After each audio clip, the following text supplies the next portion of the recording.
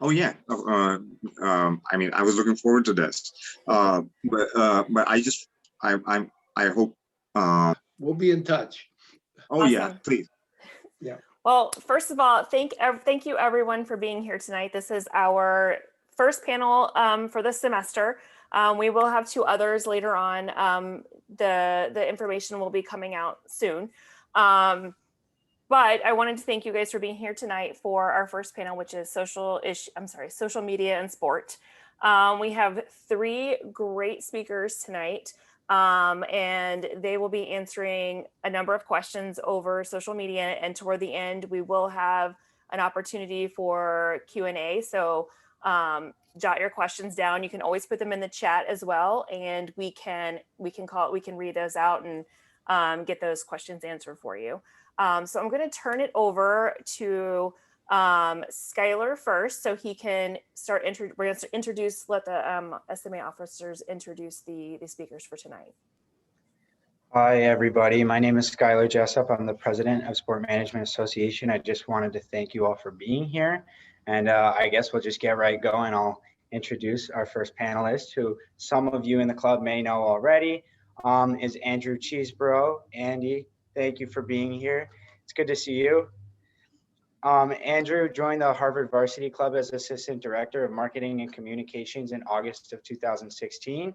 In his role, Andy is responsible for coordinating all media relations, communications, and multimedia efforts for his assigned sports, including press conferences and media availabilities, press releases, in-game statistics, live video streaming, video highlights, and social media.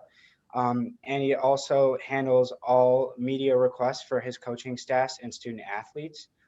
He is also the co-chair of Harvard's Social Media Committee.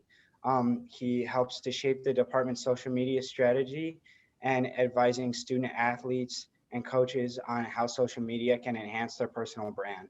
Harvard Athletics boasts the largest social media following in the Ivy League, with more than 14,000 followers on Twitter, 7,000 followers on Instagram, and 23,000 likes on Facebook. Andy, thank you so much for being here. It is so great to see you. And I will hand it off to, I'm not sure who's next, sorry. I'll go next. Hi everyone, I'm Lauren Templin. I'm the Vice President of Sport Management Association. Today we have Breanna Jacobs here at Niagara. She is the Assistant Director for Strategic Communications and Public Relations. She is in her 6th season with Niagara after joining the staff in November of 2015 as the Athletic Communications Assistant. She is responsible for assisting with communication efforts across the 8-team Purple Eagles athletic program, my apologies, including a sport information, media relations, and digital and social media. Specifically, Jacob serves as the media contact for women's basketball, baseball, women's volleyball, men's and women's swimming and diving, and men's and women's golf. Prior to Niagara, Jacob spent 1.5 years working in the technology and customer service fields. While at Penn State, Jacobs interned with Penn State Intercollegiate Athletics in the Customer Relations Department and handled inquiries about all 31 NCAA Division I sport programs. Jacobs also worked with Eyeline Golf as a public relations intern. Jacobs graduated from the Pennsylvania State University in 2014 with a Bachelor's of Arts degree in journalism and a minor in kinesiology. While at Penn State, she was a member of the John Curley Center for Sport Journalism, focusing on sport broadcasting, as well as a member of the student-run radio station Com Radio. Breanna, thank you for joining us.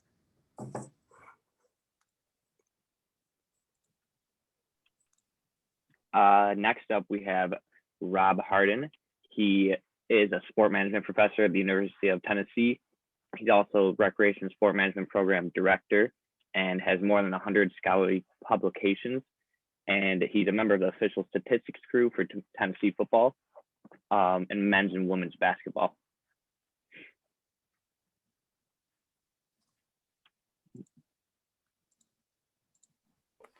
Thank you guys all for being here. I'm going to turn it over to Trevor Howell. He is our moderator for tonight. Trevor. Hello, everyone. Hi to all the students and all the alumni. It's good to see everyone here today. but I guess I'll get us started here with some questions. So first question for everybody is, how do you feel social media has changed the sport industry over the past 10 years?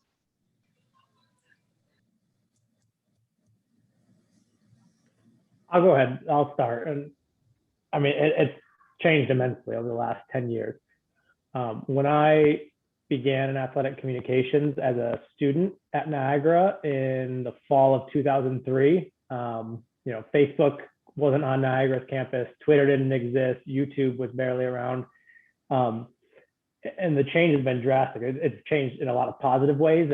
We can now take our product directly to our customers, as opposed to relying on customers coming to us. In the past, you had to rely on people buying tickets to come to your games. You had to rely on them possibly flipping across a radio station to hear your broadcast. And now with social media, we really have the opportunity to take our messaging and our storytelling directly to the consumer. We can interact directly with customers. We, again, don't have to rely on them coming in venue. We can reach right out to them where they are. And it's also created additional revenue streams for leagues and particularly in professional sports. It's created a lot of revenue streams. There has been some trickle down into the collegiate space. It's also created some challenges, but with challenge comes opportunity. One of those challenges is that the sport itself is no longer the main attraction. I'm sure you guys experience it yourself when you go to a game. You find yourself on your phone, checking your Twitter feed, checking Instagram. So there's more competition than ever for customers' attention, even in venue. And it's also a logistical challenge in venue to make sure your venues are Wi-Fi equipped and that everyone can have the experience they want to have coming to a game. It's no longer acceptable to come to a game and have spotty service and not be able to check your Twitter feed or check your Instagram while you're at a game. But despite those challenges, those are opportunities that, as we evolve in the sport industry, will be very beneficial to those that can really figure it out in the years to come. Yeah, Awesome. and I do Thank think, you. Oh, I'm sorry, sorry, Dr. Brant. I'm cutting you off. No, go I ahead. think like at a smaller mid-major like Niagara as well, social media is a great way for us to get information out and get it noticed. We're not always in the news all the time or, the first school that people think of when they think of, Division I athletics. So it makes the dissemination of information a lot easier. We still do rely pretty heavily on written content because with some of our sports, we do have a little bit of an older fan base. But, I think as people continue to utilize social media more and more, especially, kids your age and kids coming up through college and, even people my age in their late 20s, it's a great way to reach people, an easy way for people to follow along with games, because you can't always watch on TV or, listen to a broadcast or even be following along with the live stats. And it's just a great way to get noticed. If you can do something fun on social media or put something out there, it's hopefully going to get a little bit more attention than maybe a written story would, like it would a few years ago. Now people are really focusing on the social and the digital content. And, like I said, like at a small mid-major like Niagara, that's huge for us to have a presence on social media. Yeah, I'll piggyback on what Andy said about the storytelling. I think that's really a big aspect of it. And it allows an athletic department or professional sports organization, exactly what he said, to communicate directly with the consumer. And it allows to get those stories out. So at Tennessee just did a huge Black History Month promotion last month, and that would never make the airwaves. The local TV stations don't want to cover that. It's not going to be in the newspaper, but Tennessee put together probably 7 or 8 3-minute video clips. They show like maybe 2 a week all through Black History Month about influential Black athletes at Tennessee or Black administrators or Black coaches. And it just helped create that huge emotional attachment. And it also gives the athlete an ability to create a direct attachment to the fan, which is huge. And that would never exist. Tennessee has men's basketball team has maybe 6 international players on it. And our social media, they do a lot of interesting things about, this is what I'm going to have for dinner in Finland tonight. This is what I'm going to have dinner in, Uruguay tonight and things of that nature. So they do a lot of really interesting things through social media to try to create that emotional attachment. So that's the biggest thing to me, is that direct connection to the fan and the storytelling. I really like to use the word storytelling to get that story out, because the local TV station is never going to cover that. But it's a big deal with that. Awesome. Thank you, guys. I know now that I can't interrupt anybody because all three of you talked. Sorry, Breanna. I'll just going on the next one. I promise I won't interrupt anyone this time. But how difficult is it to keep up with the current trends on social media? I honestly think it depends. Like at Niagara, for instance, in our office, right now there's 2 of us that cover 18 sports. So it can be hard sometimes when you're dealing with that, as a lot of you that work with us know. And all our teams have a different level of interaction, I guess, with their own social media, right? Like there's some accounts that we fully, we put out 100% or 99% of the content, and some accounts where the teams really like to handle what they're putting out, and we may only contribute in a game situation, or if someone wins an award or something like that. So it can be difficult, certainly, to keep up with the trends. I mean, I know we try to do the best we can, especially if there's something out there that we really think if we hop on this, it's going to gain a lot of attention. But you also have to pay attention to the audience that you're dealing with. Like certain accounts have a different audience. For instance, I do pretty much everything on our baseball account, and that's a generally young male audience. So some trends in social media that it may not appeal to them. Like a High School Musical meme, for instance, I thought it was great. The young male audience didn't love it so much. But that's it. You try to keep up with the trends. You're going to have hits and misses. But yeah, I mean, we try as hard as we can, but it's difficult, as I'm sure you all can imagine, with that many sports and that few people working in the office. Breanna, I think you hit the nail on the head there with, it depends on who your audience is, right? You can't go chasing every trend, because it's not going to work for every audience that is on that platform, and every platform has a different audience for it. So it's important that you really evaluate the trend against what your strategy and what your goals are for that channel, and what the audience is you're trying to reach. Yeah, I would add too, I think it's important to, whatever your strategy or objectives of that account is, to stick with those, and you can work in the trends and whatever's currently going on in popular culture, but you need to go back to like your core. The purpose of this account is X, and stick with those. What are your 5 strategies with this account, and then will doing this help you meet one of those goals or one of those strategies? And so I think that's when people get too cute. I think that's what we kind of referred it to, Breanna, which sometimes it happens, and you just take the step back and make sure that, okay, this account's supposed to be doing X, so let's make sure this tweet or this Facebook post or whatever, TikTok, whatever it is meets the goal of the account. And I think that's important. It's always like, I always think before hit send, everybody always talks about make sure you're doing what you want to be doing with that account before you do that. But it's a challenge. And then again, it just depends on your audience. I mean, audience for men's basketball at Tennessee is going to be totally different from an audience for women's basketball at Tennessee, just like an audience for Alabama football is going to be different from an audience for Alabama golf. So it all kind of rotates around that, what Andrew said. And Rob, I like what you're talking about, is stick to your strategy and stick to your goals, but you need buy-in from everybody in your organization too, as to what those strategies and what those goals are. None of us as individuals can just say, all right, here's what the strategy is, and not communicate that to anybody. Everyone needs to be on the same page as to what we're doing and why we're doing it. And it really falls on to those people running the accounts too, to really make people understand the value of social media and what the return on investment can be with social media. Not only it's like, why am I spending so much time focusing on these accounts and managing these accounts, but how is that going to bring back revenue for the department? How is that going to help tell our story to a larger audience? How is that going to allow us to interact with our fans to a greater degree?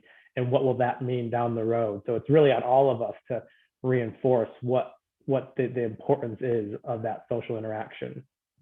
I think you're right on it, Andy, with yeah, one person can't develop the goals and objectives of an account. It's got to be, especially if it's a team account. If the coach doesn't buy in, you've got no chance.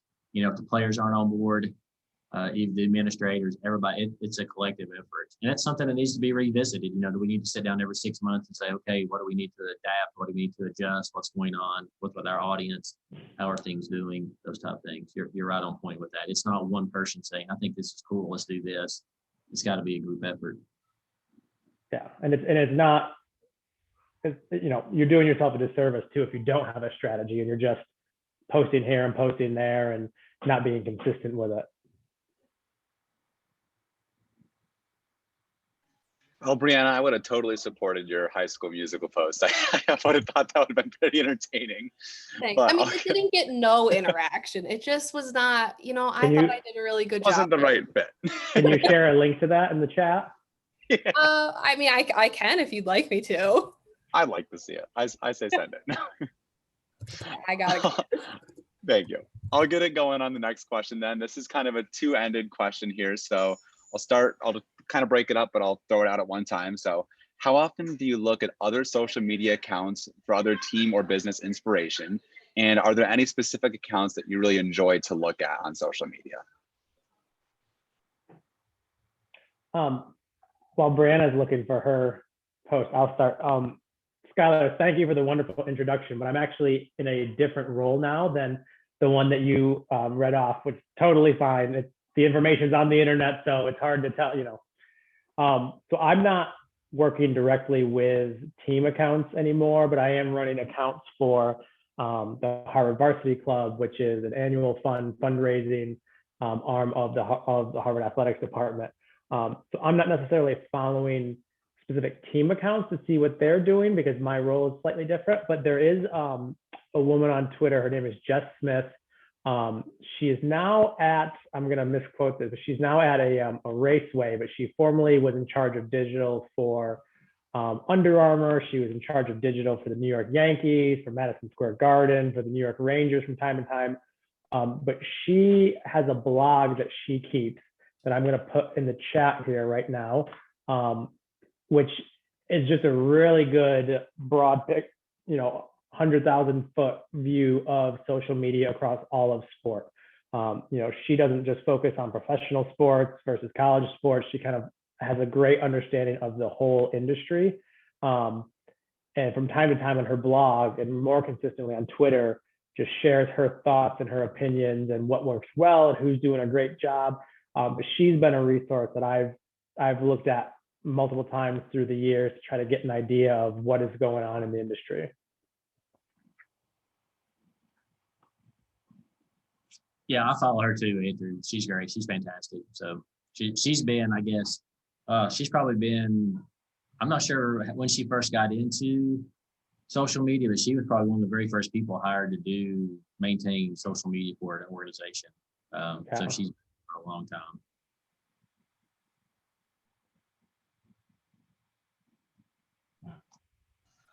Okay, awesome. No one else has anything else to add. I'll keep us moving. I would just like to say the Bills social media seems to be pretty undefeated this year. They've been pretty on fire. If you guys have been watching that, I know you guys are in a different area than that, but I've been enjoying watching their posts throughout the year.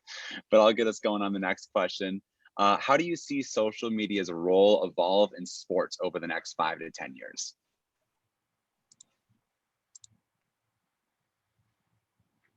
Rob, do you want to start us off? Yeah, I mean, one thing, and it goes back to what I was talking about originally about as more people, so it's plateaued somewhat with, you know, the number of people that have Twitter, the percentage of people are on Twitter, the percentage of people are on Facebook, the percentage of people that are on Instagram and so forth. The information from the Pew Internet Research Center is it's leveled off somewhat. So it'll be interesting to see. And I think some people have gotten sick of social media with everything going on. And so there's been some people like, I'm off social media now, I'm not interested in it.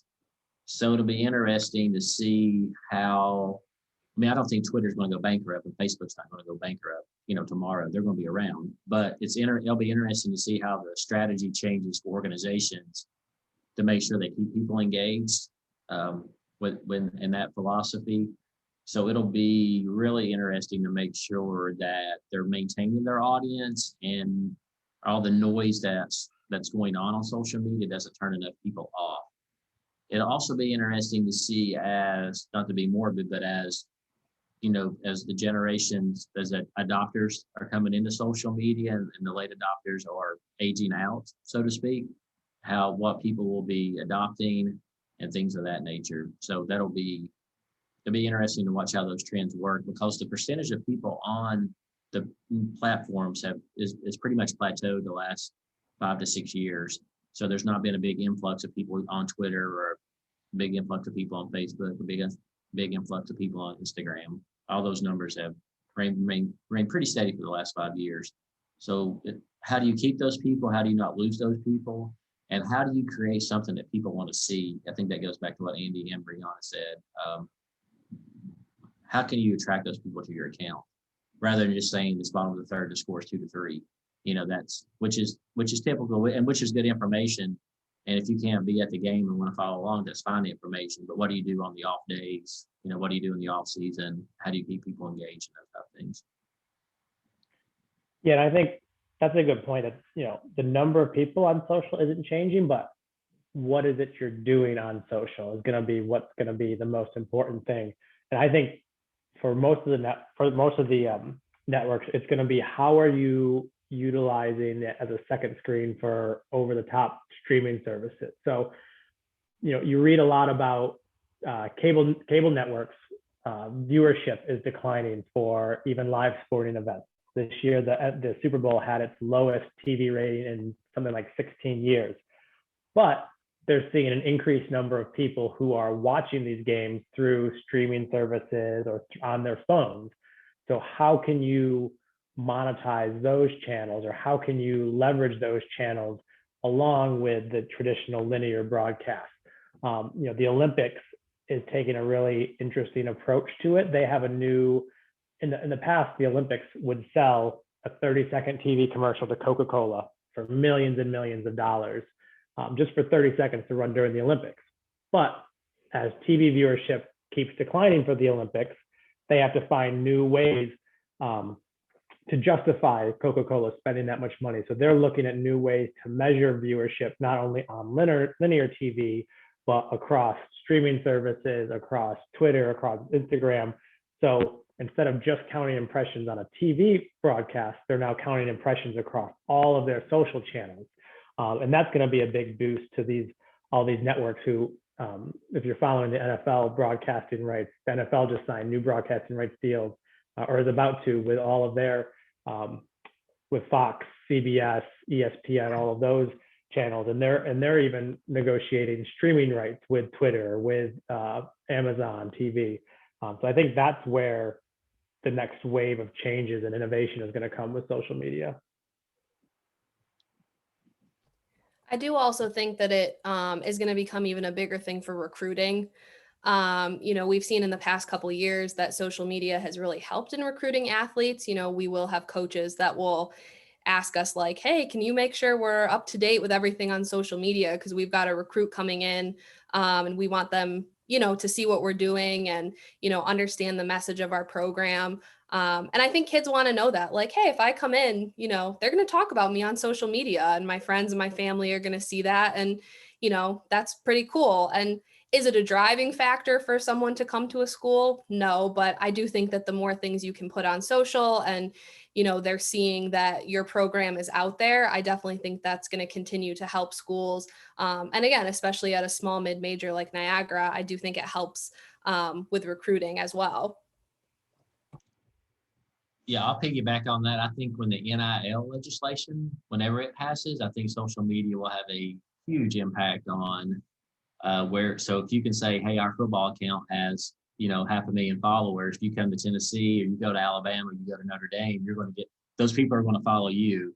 And so if you get that many followers, that means every time you tweet, you're going to get X number of dollars. So that's going to be that whenever that all shakes out. I think somebody did a study. There was like a gymnast at UCLA, her value was worth, it was like in the hundreds of thousands of dollars her social media value.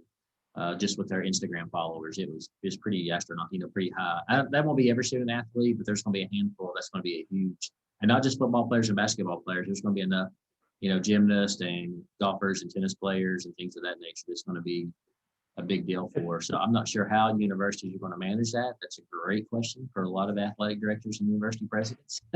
but I think that's going to be a big impact, especially on college sports and how that's going to work.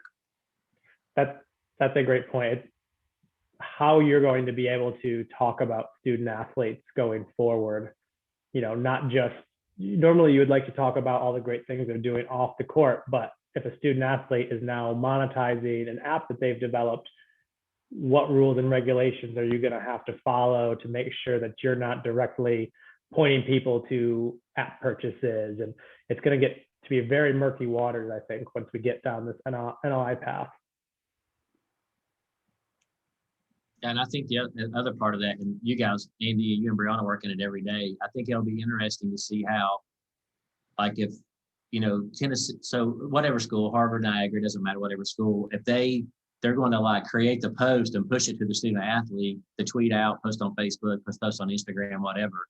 So how's the university financially compensated for creating that content? Or is the student athlete going to have their own social media team? And they're going to have to get credentialed to go to games to create that content for them. So that's going to be that's part of the whole NIL debate going on right now. How are you going to manage all that?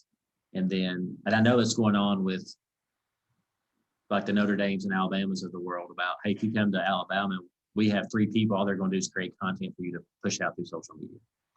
And they do. And so in the schools that kind of have those resources, so that's going to be interesting. So that, especially in college athletics, that's going to have a big impact on the NIL passes, which something's going to happen within the next 12 to 24 months probably on that. Okay, perfect. I'll get us moving over to the next question. First, very off topic, but Andrew, your baby is literally the cutest I've ever seen. Thank you. She thinks so too. Oh my God.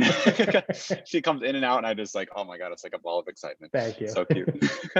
But I'll get us moving on to the next question. Also, before I go on to that, if any of you guys have any questions for our panelists today, please feel free to add them in the chat box. I'll make sure I ask them as soon as we're done with the ones we got here. But I got 2 more for you guys. I'll get one of them going, another one, and then hopefully some of you guys will have some questions for me to ask later. But I'll get us started with COVID-19 has changed the way fans interact and view sports. How has social media helped with this change? I will say, like, from my perspective, the COVID-19 era, and especially the time when we had seasons canceled and nobody was playing, has been a really great time to experiment. Not in a crazy off the wall way, but just kind of taking the time to be able to see what our fans are going to like, what they're going to interact with.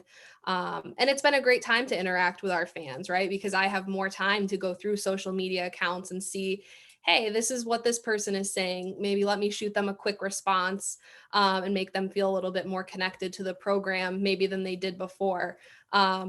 So obviously it hasn't been a fun time in many ways, but I do think it's been a really great time to experiment, kind of take the time to, reevaluate what we were doing on social media on certain accounts and how we could make it better, how we could maybe change the tone to get our fans more involved. Because when people weren't playing, it was difficult to keep up with social media because you're like, what am I going to say? They haven't played a game in, months. So it did force some creativity, which I think is good because I think that has continued, now that sports are going again and the sports that had canceled seasons last year are, going to hopefully have full seasons this year.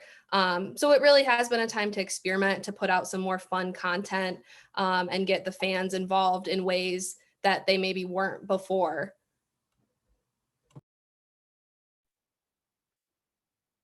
That's great, Breanna. I agree with that totally. And to your point, just connecting, right? Just staying connected, and everybody is struggling with all of this in their own ways. But doing whatever it is that we can to bring some sort of joy or some sort of semblance of normalcy to people's lives, I think has been really important for, collegiate programs, professional teams throughout all of this, and understanding that there's a human side to everything that's happening. and really paying attention to that with amongst your followers. Yeah, I would agree with that. It was the only way that an organization could connect with fans, since there was no, especially even with no attendance. I mean, and no events. I mean, it was the only connection. So I think it was huge to try to maintain that connection through the past, I guess, March to August, September timeframe. That was it. That was the only interaction that a fan had with an organization or an athlete. Awesome. Okay. Hopefully I don't have to ask many more COVID-19 questions in future panels, but we're getting through it. So day by day. But last question I have on my list here, but I already see a few questions getting asked in the chat. But the last question from my end here is, what is the biggest piece of advice you would give to someone that is looking to work in sport? Reach out. I think, with Rob and Breanna and myself being on this call, I think people that work in the sport industry are extremely generous and gracious with their time, and somebody helped us all along the way to get to where we are. And in general, people are more than willing to help pay it forward. So, reach out to people you're interested in learning more from. If you don't understand, if you don't know anything about a certain job, call somebody up and say, hey, I just want to know more about what it is that you do. Don't be shy, don't be afraid. The worst thing that somebody can do is say, I'm busy, but we'll do it in 2 weeks. And then staying connected to those people once you do reach out. I think that's an important piece of the networking aspect. Networking is not a transactional relationship. Networking is something that you need to work at and you need to build over time. So once you do reach out and build those relationships, just stay at it and stay in touch and stay a part of people's lives, and you never know where that will lead down the road. Yeah, I completely agree with that. And I also think take advantage of every opportunity that you have to get involved with athletics. You guys are in a perfect position at a school like Niagara. We do have a small athletic department, so we have a lot of opportunities for people to get involved at every level. You can be a ball chaser, you can come write preview stories, you can, help with tickets. We've got basically every opportunity available. So just take advantage of those opportunities. Don't be afraid to reach out to people because like Andy said, we do want to help, and we've had people help us, and that's really what we're here for. We're here to help you take advantage of opportunities and hopefully help you get to where you want to be in your career in the future. Yeah, I would echo definitely the reaching out because everybody starts at the bottom. I mean, it's like my first job in sports was unloading football game programs off a truck. That's that was it. And I think that was a test from the sports information director at Tennessee. I said, I want to work in sports information. He's like, be here Friday morning. We're unloading 200 boxes of football game programs. So if you really want to work here, you'll be here to do that. So, and I did. And then that was in 1994. And then next week, I'm going to sit courtside at the SEC Championship men's basketball tournament, do official statistics. Now, which is awesome. I mean, that's great. But my first job was standing in the rain and loading football game programs, which was not awesome. But that's just part of it. So you kind of have to think about that perspective and just do whatever. I mean, every job's important, and make it important. Take the smallest job out there and do it to the best of your ability, and then people are going to notice that. So that would be my biggest thing too. And I think you're right on target with Breanna about just get involved. I mean, do something. You don't need to know what direction you're going in, just go in a direction, and I'll pick on Brandy, who's on here right now. So she came to Tennessee as a graduate student. I sent an announcement out, let's be a swim team manager. So she said, hey, I'll do that. So she goes and be a swim team manager. And last year she got to experience an SEC championship, which was fantastic. So just take a chance. Don't feel like you have to be an expert on anything. Just take a chance and do it, and get in there and keep building your network, and always reach out to people. People are helpful in sports, believe it or not, no matter what position they're in, because most everybody started out as an intern or a GA or a student worker somewhere. That's just the nature of sports and how it works. Awesome. Okay, so that's it for all the questions on here, but I definitely have a few rolling in both to me privately and in the everyone chat. So I'll get us started. This one's going to be just for you, Andy. How difficult is it to not only create and implement a social media plan for an event like the Bean Pod? So all these different things you go into, what goes into all that? A great local Boston reference, Lauren. Thank you for that. It's interesting. And for an event like that, so the Bean Pot is a hockey tournament in Boston amongst the four of the hockey teams in Boston. Harvard, Boston College, Northeastern, and Boston University. It takes place over 2 weeks. The first game is held one Monday in February, and the championship game is held the following Monday in February at TD Garden, which is where the Bruins and the Celtics play. And that's a fun opportunity because it's a short event, it's a small event, and it's something that's got a big following around it. So, and you know what the dates are in advance. So you can really put a lot of time and energy 6 months out into preparing what it is you're going to do and to starting to collect some content and create the content months in advance. Like that, because you have a large lead up to it and you have time to plan and to put things into place. More difficult times to create and implement a strategy is something like an NCAA tournament for basketball or for hockey or for any of your field hockey, volleyball, whatever team makes it, because a lot of times it may be not unexpected but not guaranteed. So you haven't put a lot of time and you haven't had an opportunity to put a lot of time because you've been so focused on the season into what goes into that. So that is a little bit more challenging just because of the short amount of time you have to both just put the strategy on paper, but to create the content for it. Thank you. All right, I'll keep us moving along with a little bit longer of a question here. But from Fod, he is wondering, wouldn't social media be a more direct profit center for athletic departments if every post is treated like a highly targeted, focused commercial targeting in a specific microset?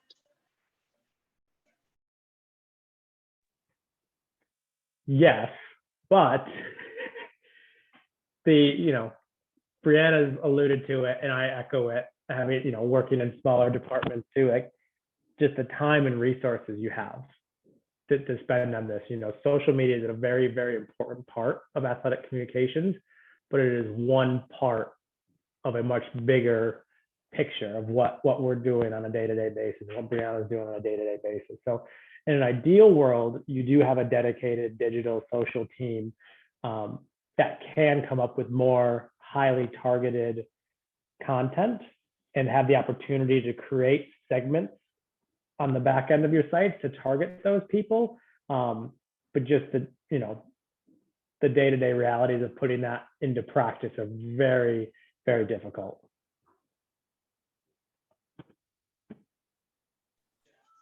Awesome. Okay, so Breanna, kind of on topic with the talk, but kind of not. I do have a question from Riley asking, do you know if there's any open spots in ticketing for any athletic teams this semester for all of our students? So right now for fall and spring sports, none of those are ticketed events. We only sell tickets for men's, women's basketball and hockey. But likely I would imagine they are getting on people for season tickets for basketball and hockey next year. So I will drop my email in the chat, as well as our deputy AD, Steve Butler, who oversees tickets. So you can reach out to either or both of us and we can kind of direct you from there. I actually can also touch on that just a tiny bit. I can come back with some contact information for Marianne DeMizio at the ticket office. They usually always need they got some little stuff going on in the ticket office that's located in Dwyer. But I know that recently she's just been doing a lot of just checking people who are there to work the games into the games. But that's really all they're doing out of the ticket office, but I can get her contact info and drop it in the chat as well. And I'm sure if the ticket office doesn't have work for anybody to do, I'm sure Breanna can find something for you to do. Oh, I have about 1 million things that need to be done. So I've got plenty of things that I could throw out there to people.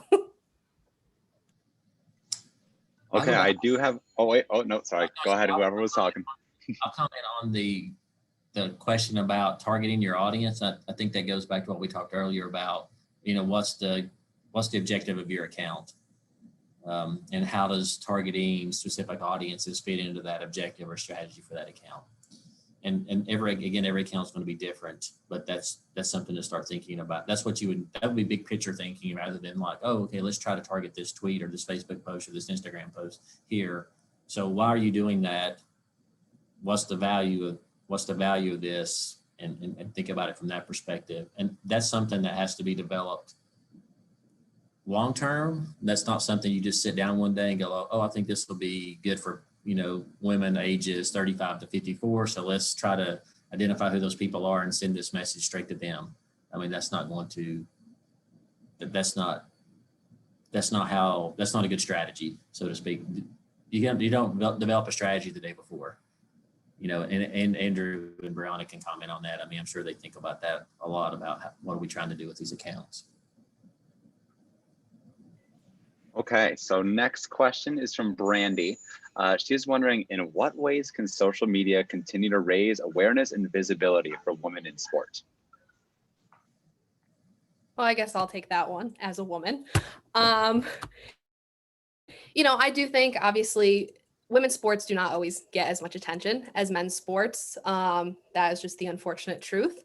But I do think that social media is a great outlet to get out the stories of your female athletes, to get out the stories of your programs, and even being a woman that works in sports. I mean, about half the teams I work with are male, which, it's kind of cool because, most people probably wouldn't guess that our baseball account is run by a female.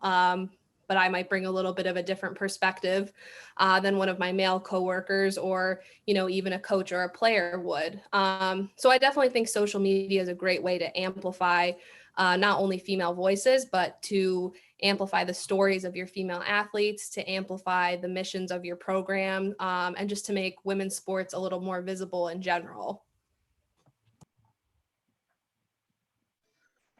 Awesome. Well, I keep going through these questions from everybody.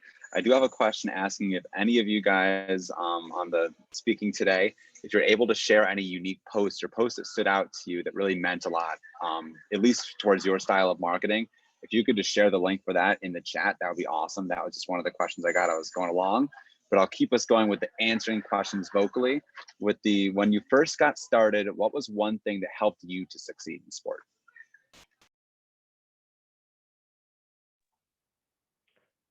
That's a great question. I don't know that there was any one thing. I think for me, it goes back to relationships, and the relationships you form with your coworkers, with your coaches, with your student athletes, particularly in collegiate athletics. In a professional setting, those relationships may be with other people, but it's the relationships that you form that help you learn, help you grow, and help you continue along the path in sports. I've been very fortunate that as an undergrad at Niagara, I worked for some really great people in the athletics department, and they were willing to help me as a senior in my job search process and to give me some advice and to make some phone calls on my behalf, which led to my first job out of school. And then I was fortunate after my first job, when I was looking for my next job, to know somebody at Harvard who I could talk to about what working at Harvard was like, what the people were like, what the experiences were like. And she was able to put in a good word for me, that didn't get me the job, but it got my name to the top of the list to at least get a look. And then I had to go and get, do the work myself from there. In my current role, again, it was a relationship I had with, internally at Harvard, where I could go and talk to my now boss and say, hey, what are you thinking about this position? What are your goals for it? Here's how I see, what opportunities might be available to this opportunity. So it's really been the relationships throughout my career that have led to that success, and not necessarily any one thing or one action that I have done.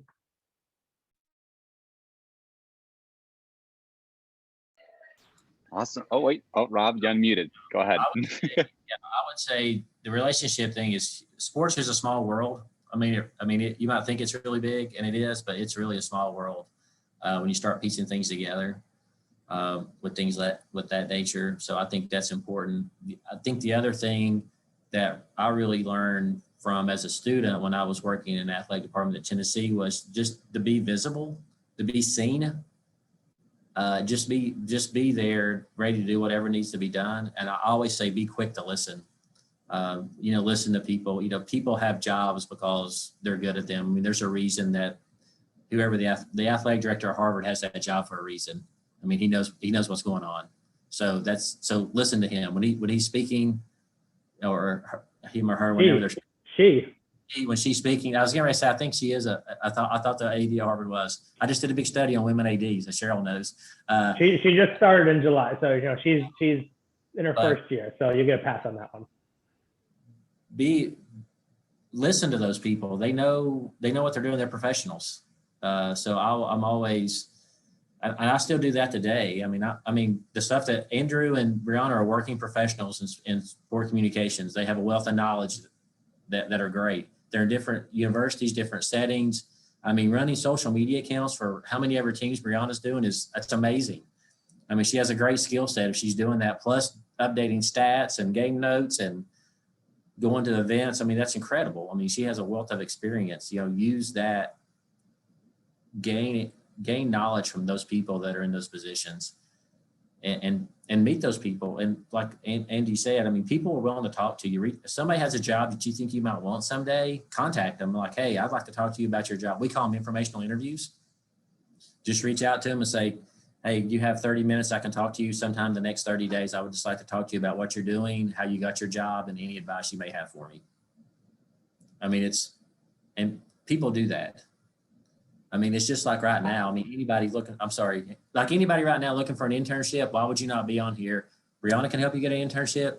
Andy can help you get an internship. Cheryl can help you get an internship. I mean, meet people and do things and be quick to listen. I've had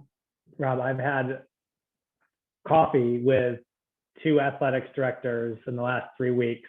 I have coffee on Wednesday with somebody at Harvard, and I'm, in a few weeks, I'm setting up coffee with Simon Gray, who's the athletics director at Niagara. People are willing to talk, people are willing to help, and people are just willing to, just be your friend in this industry as you go along. Awesome. Okay, so the last question I think I have, unless we get more in the chat, is what is the biggest pitfall or issue that you often see on social media accounts?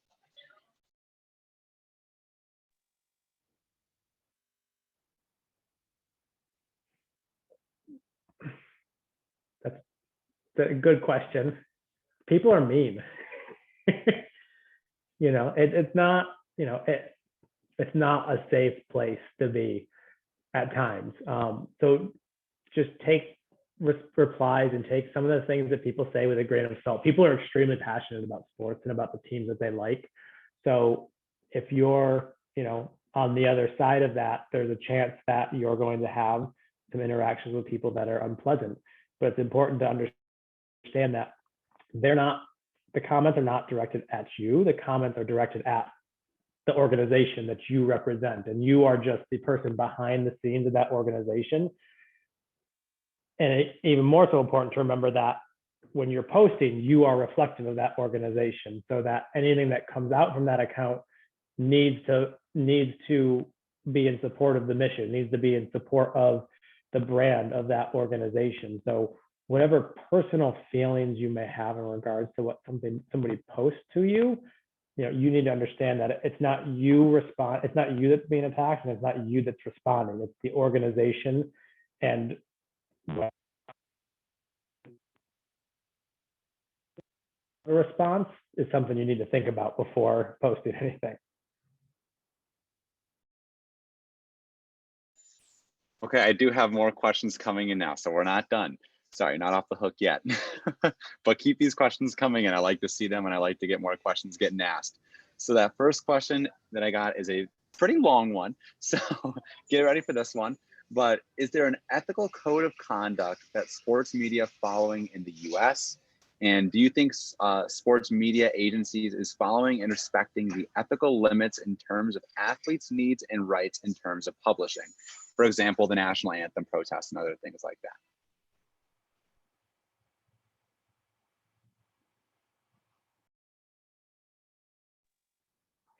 I don't know that there's a code of conduct. I think there is some general morals that as a journalist are kind of inherent and just expected. But whether or not there's an actual code of conduct that anyone is held to, I don't think that is the case. I think we're living in an era now where the clicks are sometimes more important than the story and the facts. So I think it's a difficult question to answer, but I don't think that there's any standard people are being held to, unfortunately. And no, I don't think that students or athletes are always necessarily treated fairly and given the opportunity to tell their side of the story. I think you're right on point with the clicks. I think there's been a drop in the accountability as far as, well, let's put this out here, and if we can get 10,000 likes or whatever, 500 retweets, my boss will be happy at this newspaper, this radio station, this website type deal, and regardless if it's accurate or not accurate. And I think that's very happen. I think that happens all the time. People just put it out there and see what happens. Whether it's true or not, it doesn't matter. Because if it's not true, like, oh well, it's not true. Next, the news cycle is so fast now. I mean, nothing really stays in the news more than 12 to 24 hours, and it's gone, and we're on to the next deal. So I think that's an issue with that. And I think that goes back to journalism schools. I don't know how many people are actually going to journalism school anymore and learning how know what an AP style book is. I mean, bro, this is the Associated Press style book, so you should know this. So I think that's been a big drop off in what's going on with that, because we just want clicks and we just want followers. So the last question I'll be asking for everyone today, and I actually really like this question, is many young people early in their careers are fearful of failing. Is there a defining failure that, looking back, you are glad you experienced because of the lesson that came with it? Yes, I have one. I don't know if I'd call it a defining failure, but fairly early on in my career at Niagara, I had a coach that absolutely ripped into me about something. Something just completely innocuous, nothing I did on purpose. I cried. It was fine. But that was a really great experience because, as terrible as it was in the moment, it very much taught me not to take anything personally. The people that you work with in this field, especially coaches and athletes, they are very, very passionate about what they do. And they're not going to like everything that you do, even as much as you might try to communicate with them about things. And I think back to that experience a lot because I have grown a lot from then. I think I was about a year into my time at Niagara then. Now I've been there almost 6 years. And I learned that there's some things you just have to let roll off your back. In this field, you really cannot take things personally. You just kind of have to take it at face value, own up, obviously, when you've made a mistake, and kind of keep it moving, because if you dwell on things like that, you're not going to succeed in your job, and you're not going to be in a positive environment. So that was a huge lesson for me. Like, hey, people might not always like the things you do. People may misconstrue something. They may just be mad that day and want to take it out on somebody. And sometimes it is the SID. But that was a huge lesson. And, from there, I think I've been a lot more kind of go with the flow, because you cannot control everything, and you certainly cannot control everything in athletics, but what you can control is your reaction to things. So just kind of letting things roll off your back and not taking things too personally is huge. I like what Breanna said about owning up, and I would add on to that, owning up and learning from the mistake. If you have made a mistake or if you have failed, we're all working in the sports field, which is full of failure. Nobody wins every game. Nobody makes every shot. Nobody strikes out every batter. We're in a world of failure, but the best people in sports learn from their failures, and they make adjustments, and they make corrections, and they get better. working in collegiate athletics, coaches will appreciate the fact that if you can say, yes, you're right, we made a mistake, we're going to get better from it. Here's how we're going to adjust going forward. We're going to get better. We're going to learn. That's something we talk about with our student athletes all the time at Harvard is, athletics is part of your educational process. What are you going to learn from this experience? What are you going to learn from this loss? What are you going to learn from this success, even that you're going to take with you for the rest of your life? So, owning up, being accountable for the work that you're responsible for, but in those times when you do fail or you don't necessarily achieve what you hope to achieve, learning from that experience and getting better from that. Yeah, I would add on that too is what Andrew was talking about with the team losses, that you're a professional and you need to be a professional. So you may be, and especially if you're working for a team that, SID gets really close to the teams and coaches and student athletes, and it can get tough, when somebody loses or, those type of things. But if something doesn't go the team's way or the coach's way, but you have to remember you are a professional. You're a professional sport communicator. You're a professional sport manager. And so you should always be conducting yourself in that way, and don't let the emotions of the moment get impact. It'll impact you, but don't let that impact how you're doing your job. So that's really key as far as that, just to maintain that level of professionalism and keep doing your job. Okay, so that is officially everything I have. So thank you three very much. I know I got a ton out of this, and I'm sure everyone else did too. But I'll hand it back to you, Dr. Rohde, just to kind of wrap things up. Thank you, Trevor. Thank you everyone for joining us tonight. And thank you, Rob, Andy, and Breanna for being so kind of your time to spend the time with us this evening and share those insights and experiences that you've had on social media. I know it's been a great benefit to all of those that have joined to listen in tonight. Again, thank you all for being here. And our next panel will be over sport analytics on March 29th. So we will see some of you then. Thank you all. Thank you, everyone.